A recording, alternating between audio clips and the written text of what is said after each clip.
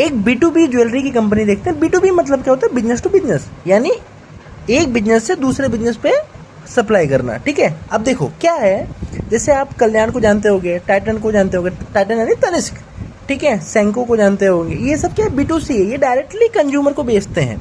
ठीक है, B2B मतलब क्या होता है?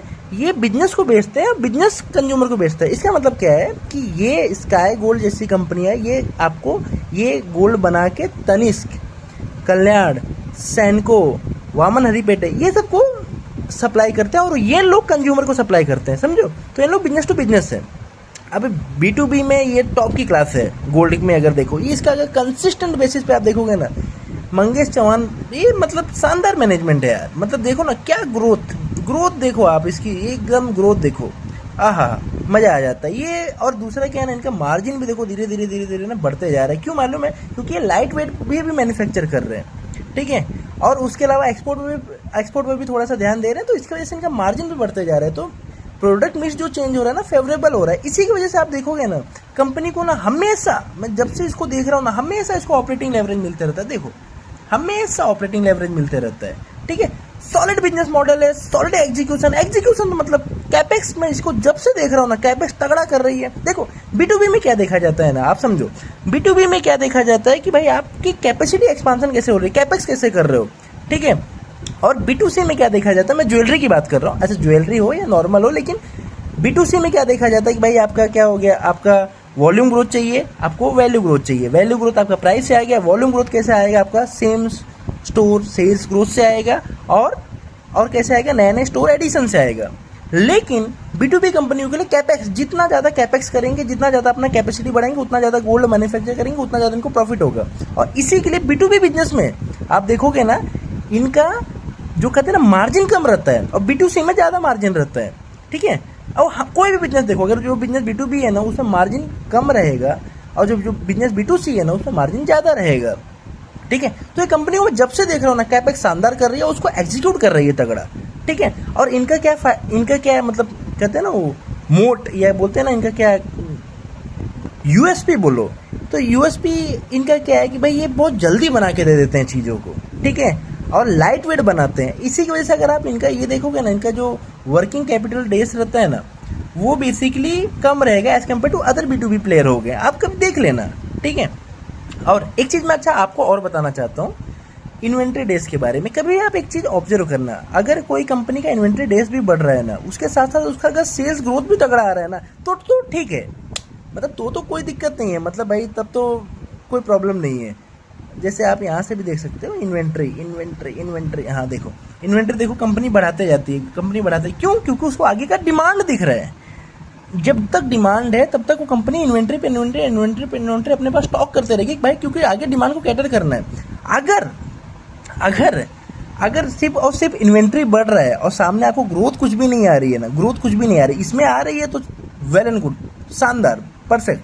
अगर सिर्फ इन्वेंट्री बढ़ रहा है, ठीक है, और ग्रोथ कुछ नहीं आ रही है, तब तो दिक्कत है, तब तो मतलब सिर्फ आपके साथ आप कन्वर्ट नहीं कर पा रहे हो, सिर्फ स्टॉक किए जा रहे हो। ठीक है, अच्छा स्काई गोल्ड का क्या है ना, बीच में इसका स्टॉक थोड़ा सा गिरा था क्योंकि मैनेजमेंट ने कुछ अपना पोजीशन लिक्विडेट किया था। अब इतना पब्लिक ने इसको हल्ला बोल कर दिया ना, मुझे ये नहीं समझ में आता। आप एक चीज़ समझो, मैं अच्छा कभी कभी कमेंट मोड ये DM में भी आए रहते हैं, सर इसका प्रमोटर शेयर होल्डिंग तो कम है, या प्रमोटर थोड़ा सा बेच रहे हैं, तो क्या हो गया भाई, मतलब पेपर मनी से अगर कोई एक्चुअल मनी कन्वर्ट कर रहा है, मतलब आज सोचो, आज आपने एक बिजनेस चालू किया, 20 साल तक आप उस बिजनेस को कंटिन्यू कर रहे हो, वो 1 करोड़ से 10,000 करोड़ का बिजनेस बन गया।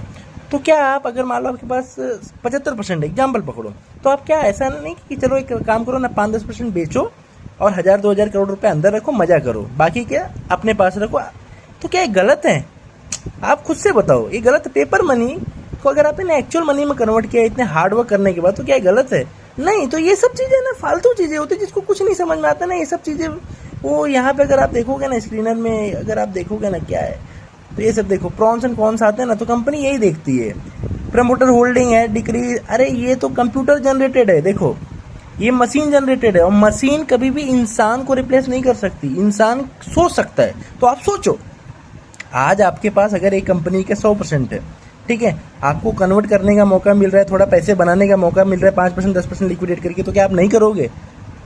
अब भाई दूसरी बात क्या है, लिक्विडेट करने से पब्लिक और फंड मिलता है। अच्छा वो तो कंपनी लेवल पे बात हो गई, लेकिन मैं अगर एक नॉर्मल बोल रहा हूँ तो क्या आप नहीं करोगे? ऑब्वियस बात है यार, करोगे ही। तो इतना इसमें हल्ला बोल करने की कोई ज़रूरत नहीं है, ठीक है। कंपनी के बारे में तो क्या ही बोले यार, ग्रोथ भी शानदार है, इनका गाइडेंस भी शानदार है। अभी 8,100 करोड़ का, पहले 7,200 बोलते थे, 7,200 हम 27 तक करेंगे, फिर 7,600 बोलने लगे, फिर अभी 8,100, मतलब गाइडेंस पे गाइडेंस बढ़ाए जा रहे हैं। 35-40% का ग्रोथ बड़े आराम से कंपनी अचीव कर लेगी, इसमें कोई दिक्कत नहीं है। और प्राइट मार्जिन क्या बोलती है, 4.25% रखेगी, ठीक है, कंजर्वेटिव रख रहे हैं। तो इसके बेसिस पे आपका फॉरवर्ड पी का कैलकुलेशन हो जाएगा। कैसे होगा मैं आपको करके बताता हूँ, ठीक है। और कंपनी का क्या है, अभी 27,000 करोड़ तक की भी पहुंचने का सपना है 2030 तक। उसके बारे में इन्होंने बोल रहे हैं कि आगे क्वार्टर से हम उसके बारे में प्लानिंग करने लगेंगे। तो शानदार बिजनेस मॉडल है, शानदार मैनेजमेंट है, कंपनी बहुत पहले से अच्छा कर रही है, अब करते जा रही है, ठीक है। तो इसमें कोई दिक्कत वाली रिकमेंडेशन मत ले लेना भाई, आप लोग रिकमेंडेशन नहीं ले लेना, मैं आपको सिर्फ बता रहा हूँ। कोई खराब कंपनी को बोलूँ तो भी आप लोग बोलते हो सर आप खराब बोल रहे हो, अच्छा बोलो तो सर क्या हम ले लें, क्या आपने ले लिया? ये सब फालतू की चीज़ें है। आप सिर्फ कंटेक्स्ट समझो, आप सिर्फ इधर समझने आए हो, ठीक है। आप वो समझो, आपको यहाँ पे क्या हर दिन आपको क्या 3 मिनट की 5 मिनट की वीडियो में आपको क्या समझ में आ रहा है, आप वो समझो। अगर आपको वैल्यूबल लग रहा है तो आप बने रहो, नहीं तो निकलो, कोई बात नहीं, ठीक है। लेकिन मैं आपको गारंटी देता हूँ, जैसे इतना ईजी से मैं आपको बता दूंगा ना, आपको शायद ही कोई आपको 0.1% भी आपको कोई भी, आप कहीं पे भी देख लो यार, कहीं पे भी आपको यूट्यूब, फेसबुक, इंस्टाग्राम, कहीं पे भी जाओ, ट्विटर, कहीं पे भी जाओ, इतना ईजी से जैसे मैं बता देता हूँ ना, अगर कोई बताते हुए मिल जाए ना तो आप मुझे बताओ। एकदम सिंपल, 3 मिनट 5 मिनट में सब चीज़ हो आपको पता चल जाता है, ठीक है। जैसे मैंने आपको ROE क्या बताया, 1-2 कंसेप्ट मैं आपको और बता दूंगा, तो आपको पूरा मतलब आप मार्केट चलता कैसे, मार्केट समझना कैसे, आपको पूरा आइडिया आ जाएगा, ठीक है। अब देखो रही बात इसके फॉरवर्ड पी की कैलकुलेशन की, मैंने इधर करके रखा है, ये देखो। तो कंपनी क्या बोलती है, 8,100 करोड़ का रेवेन्यू करेगी, 4.25 पैड मार्जिन कंजर्वेटिव है, ठीक है। तो ऑन एन एवरेज मतलब अप्रॉक्सीमेशन बेसिस पे अगले साल का पैड कितना कर लेगी कंपनी, 350 कर लेगी। आज के दिन पे कंपनी कितने में मिल रही है, 8,070 करोड़ में मिल रही है, 8,070 करोड़ में मिल रही है आज के दिन में कंपनी। और अगले साल 1 साल बाद कितना कर लेगी कंपनी पैड, 350 करोड़ आराम से कर लेगी। 350 करोड़ कहाँ से आया, 8,100 इंटू 4.25%, ये 344, 350, 345 कुछ आएगा। लेकिन आप पत्थर की लकीर नहीं है भाई कोई चीज़ है, एक चीज़ आप समझो, ये कैलकुलेशन ये कोई BCom 12th 8वीं 9वीं 10वीं CA फाइनल सी एंटर का पेपर नहीं है कि sir 8,100 into 4.25% is equal to 344 crore, आप 350 कैसे लिख दिए। ये कोई मैथ्स की क्लास नहीं चल रही, आप कंटेक्स्ट समझो। 350 करोड़ में पैट मार्जिन मतलब पैट आपका होगा 2027 में। MCAP कितना है कंपनी का आज के दिन में, 8,070 करोड़। फॉरवर्ड पे क्या बनता है, 8,070 डिवाइड बाय 350 कितना आएगा, 23-24 आएगा, 22-23 समझो। उसके सामने ग्रोथ का इंजन आपको 40 मिल रहा है। पैक रेशियो क्या बना आपका, 23 डिवाइडेड बाय 40 कितना बना, 0.5 के पैक रेशियो में आपको 40% का ग्रोथ का इंजन मिल रहा है, ठीक है। अब आपको सोचना है, ठीक है, कि ये सही है कि नहीं। आपके अपने अपने कंजर्वेटिव बेसिस पर, कोई कंजर्वेटिव होगा, कोई बहुत ज़्यादा एक्सट्रीम होगा, तो उसके बेसिस पे आप समझो, ठीक है। मैं आपको सिर्फ बता रहा हूँ।